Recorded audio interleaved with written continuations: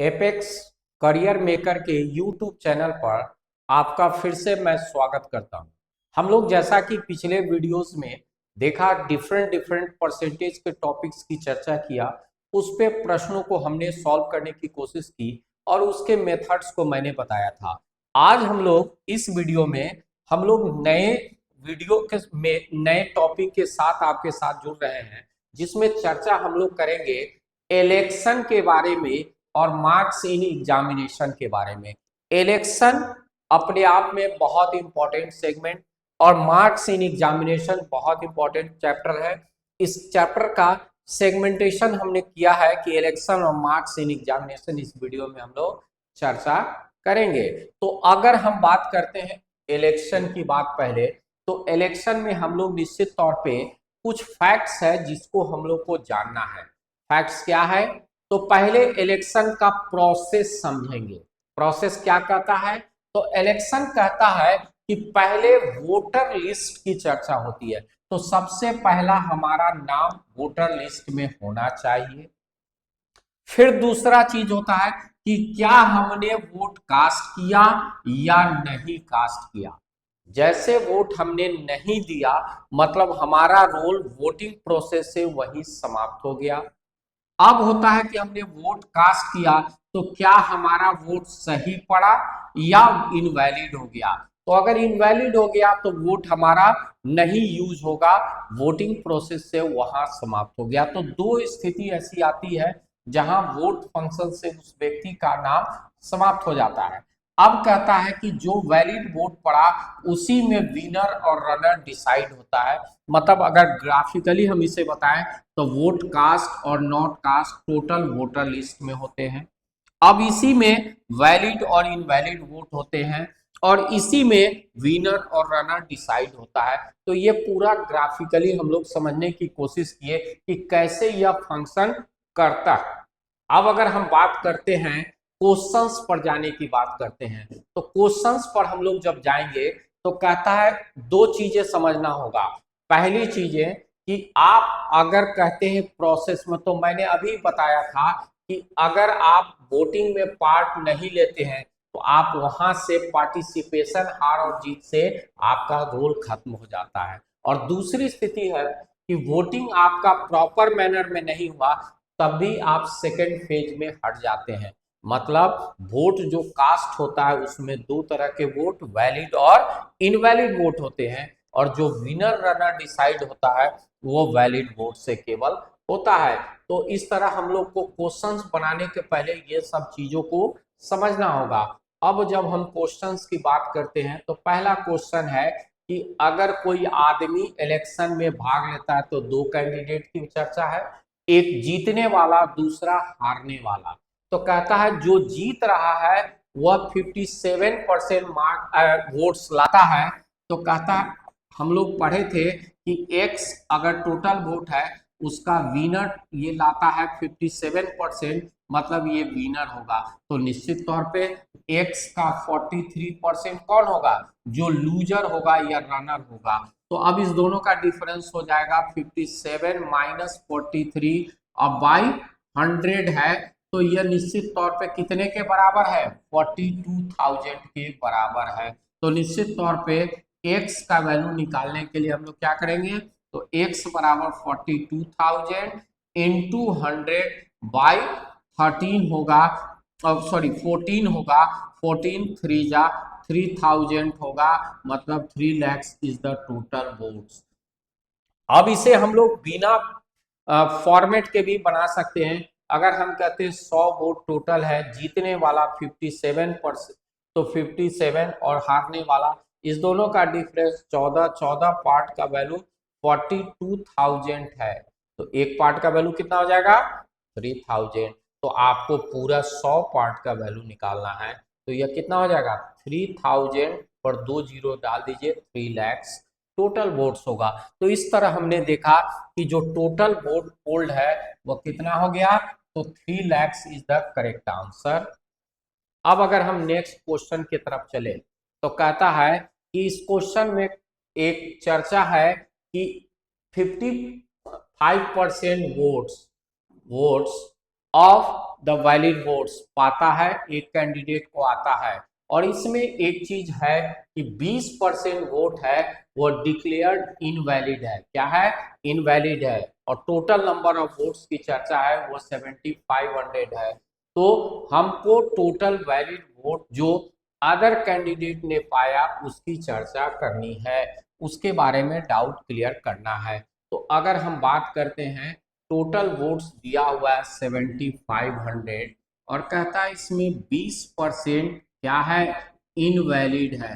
तो हमको इनवैलिड से मतलब नहीं, ये यहीं खत्म हो गया रोल। अब हमें चाहिए 80%। तो 7500 का 80% कितना होगा? तो ये 6000 हो जाता है। तो वैलिड वोट्स कितने हो गए? ये 6000 वोट हो गए। अब वैलिड में जीत हार, तो जो जीतने वाला है वह कितना ला रहा है? तो 6000 का 55% ला रहा है। तो हारने वाला 45% लाएगा। तो निश्चित तौर पे अदर का मतलब मुझे रनर चाहिए। तो 6000 का 45% कितना हो जाएगा? देखिए ध्यान से, 2700, मतलब हारने वाले को 2700 और जीतने वाला कितना लाएगा? 3300 लाएगा। तो इस तरह हमने देखा कि ये हमारा वैल्यू हारने वाले का निकल गया। अब हम नेक्स्ट क्वेश्चन की बात अगर करते हैं तो देखिए, कहता है इसमें दो कैंडिडेट है, एक को 40% वोट आता है और वो हार जाता है कितने वोट से? 40% वोट आता है, वो 15,000 वोट से हार जाता है। तो आपसे विनिंग कैंडिडेट का वोट आपसे पूछ रहा है। तो देखिए ध्यान से, अगर 100 वोट टोटल है, हारने वाले को 40 आया मतलब रनर को, और तो जीतने वाले को 60 वोट आएगा। दोनों का डिफरेंस है 20। 20 पार्ट का वैल्यू दे रहा है 15,000। तो 20 पंचे 100 नहीं चाहिए, 20 दिया 60 चाहिए। तो यहाँ भी 3 से मल्टीप्लाई होगा क्योंकि 60 वोट चाहिए। तो ये कितना हो जाएगा? 45,000 वोट हो जाएगा। तो निश्चित तौर पे आप देख सकते हैं कि यह 45,000 वोट्स आएगा, विनर को आएगा। अब अगर हम नेक्स्ट क्वेश्चन की बात अगर करते हैं तो कहता है दो कैंडिडेट है और उस कैंडिडेट के बारे में कह रहा है कि एक कैंडिडेट को आता है 55% वोट आता है और इसमें 2% वोट क्या है? इनवैलिड है। 2% वोट क्या है? इनवैलिड है। तो अगर हम टोटल वोट की बात करते हैं 104000, ये टोटल वोट है, इसमें 2% वोट जो है वह इनवैलिड है। तो वैलिड कितना हो जाएगा? 98%। तो इसे क्या लिखेंगे? 104000 इंटू 98/100 और यह टोटल क्या हो जाएगा? वैलिड वोट होगा। तो वैलिड वोट होगा तो इनवैलिड कितना था? 2%। ये हमें नहीं चाहिए तो ये यहाँ छट गया 98%। अब उस वैलिड वोट का, टोटल वैलिड वोट का, हमें दो कैंडिडेट में एक कैंडिडेट को आता 55%। तो अगर हम उसका 55% वोट निकालते हैं तो यह मल्टीप्लाई कट के हमें 56056 आएगा, यह वैल्यू आएगा। इस तरह से हमने देखा कि वह कैंडिडेट को कितना वोट आ गया, नंबर ऑफ वोट्स आ गया 56056। अब अगर हम नेक्स्ट क्वेश्चन की बात अगर करते हैं तो देखिए नेक्स्ट क्वेश्चन में कहता है कि हम चर्चा कर रहे हैं मार्क्स इन एग्जामिनेशन की।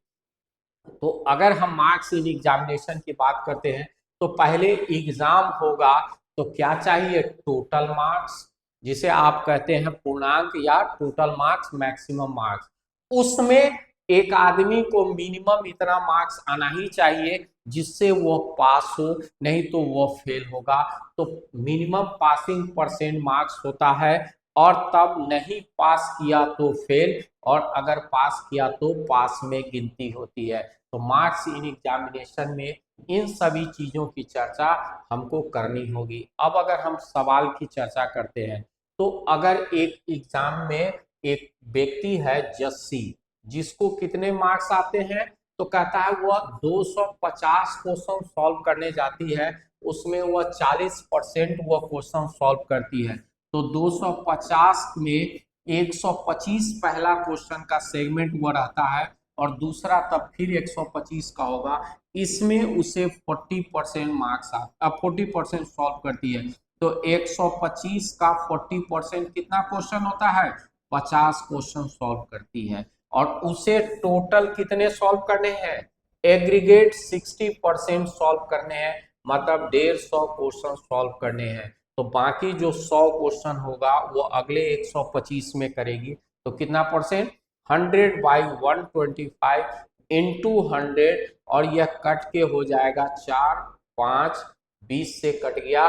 80% क्वेश्चन उसे सेकेंड 125 में करने होंगे, तभी जाके वह एग्रीगेट 60% वह एग्रीगेट ला पाएगी पूरे एग्जाम में। तो इस तरह से हमने देखा कि वह जो क्वेश्चन सॉल्व करेगी पहला 40%, अगले में अगर वह 80% करेगी तो एग्रीगेट 60% होगा। अब अगर हम नेक्स्ट क्वेश्चन की बात करते हैं तो देखिए क्या कहता है कि कोई एग्जाम में 3 पेपर है, पहला में वह कितना परसेंट, तो देखिए पहले में वह 60 मार्क्स लाता है, दूसरे में 70, और तीसरे में वह कितना लाए कि एग्रीगेट उसे 70% हो। तो कहता है तीनों पेपर में देखिए ध्यान से, अगर यह 100 मार्क्स का है तो 60% कितना हो गया, कितना हो गया 60, और अगले में 100 का है उसे 70% है तो कितना हो गया 70, और तीसरे का नहीं पता वही निकालना है। तो अगर एग्रीगेट 300 का लाएंगे तो 300 का एग्रीगेट कितना होता है 60%। अब यहां देखिए 100 के बदले कितना है 150 है, तो 150 का 60% कितना हो जाएगा 90, और 150 का 70% कितना 105। तो दो पेपर में वह कितना लाया 195 लाया, लेकिन तीसरे में लाना है और ये टोटल कितना है 450 का, उसे कितना परसेंट लाना है 70% लाना है। तो आप यहां ध्यान से देखिए 315 मार्क्स उसे लाने हैं और लाया कितना है 195, तो 120 उसे थर्ड पेपर में लाना होगा।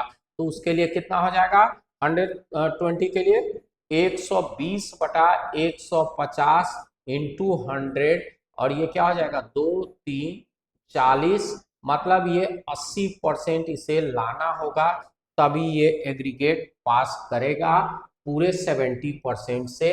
अब कहता है हम इसको बहुत आसानी से बना सकते हैं, सिमिलर बहुत आसानी से बना सकते हैं। कैसे बना सकते हैं हम उस पर चर्चा करते हैं। देखिए अगर हम बात करते हैं, देखिए 3 पेपर है, 3 बॉक्स बना लीजिए और 3 बॉक्स में आप वैल्यू को डाल दीजिए। क्या डालेंगे, तो देखिए आप अगर बात करते हैं 3 वैल्यू को, तो पहला अगर 100 में उसे 60 आया तो 60, दूसरे में 70%, तीसरे में वह परसेंट वैल्यू देखिए, तो इसे एग्रीगेट 70 लाना था तो यह 10 से पिछड़ गया, और इसमें नो प्रॉफिट नो लॉस, तो तीसरे में 70 तो उसको लाना ही है, और जो 10% से पिछड़ गया वह मिला के 80%। तो केवल परसेंट वैल्यू में निकालना हो तो this method is best for calculation. तो इस तरह से हम देख रहे हैं कि निश्चित तौर पे आप बहुत आसानी से सॉल्व कर सकते हैं। और उसके बाद हम लोग नेक्स्ट क्वेश्चन पर चलते हैं। क्या कहता है, अगर हम नेक्स्ट क्वेश्चन पर चलते हैं तो क्या कहता है, किसी एग्जाम में ए कितना मार्क्स लाता है, तो कहता है वह 30% मार्क्स लाता है और वह फेल कर जाता है कितना मार्क्स से 40 से। दूसरा है 310 मार्क्स लाता है, वो भी 30 से फेल कर जाता है। तो दोनों को पास कर दीजिए, आंसर अपने आप आपको निकल जाएगा। ए एक्स का 30% लाता है तो वह कितने से फेल करता है 40 से, तो 40 डाल दीजिए, और दूसरा 310 लाता है तो वह 30 से फेल कर जाता है। तो अगर हम टोटल मार्क्स निकाले जाएंगे तो यह क्या हो जाएगा 340 माइनस 40 300 हो गया। अब आप x का वैल्यू निकालेंगे तो 300 इंटू 100/30, और ये 10 टाइम्स कट गया, मतलब टोटल मार्क्स 1000 हो गया। अब आपको इसमें कहता है कि पास के लिए कितना 340 चाहिए, तो 340/1000 इंटू 100 इक्वल टू 34%, क्या हो जाएगा पासिंग मार्क्स होगा, तो 1034% इसका आंसर होगा। तो इस तरह से हमने देखा कि क्वेश्चंस को सॉल्व करने में हम लोग डिफरेंट डिफरेंट तरीके से चीजों को सीखा, और इस चैप्टर में हम लोग डिफरेंट डिफरेंट सेगमेंट से अलग अलग क्वेश्चंस कर रहे हैं कि आप बेहतर ढंग से इसकी प्रैक्टिस कर पाए। तो आप देखिए, किसी भी चीज के लिए एक सक्सेस मंत्र होता है जिसकी हम चर्चा करते हैं। तो एराइज जगिए, अवेक भागिए, और तब तक न रुकिए जब तक कि गोल नहीं पाते हो, ये सक्सेस का मंत्र है। तो इस तरह से हमने आज चर्चा किया। अगर ये वीडियो अच्छा लग रहा हो तो please like and subscribe. Thank you.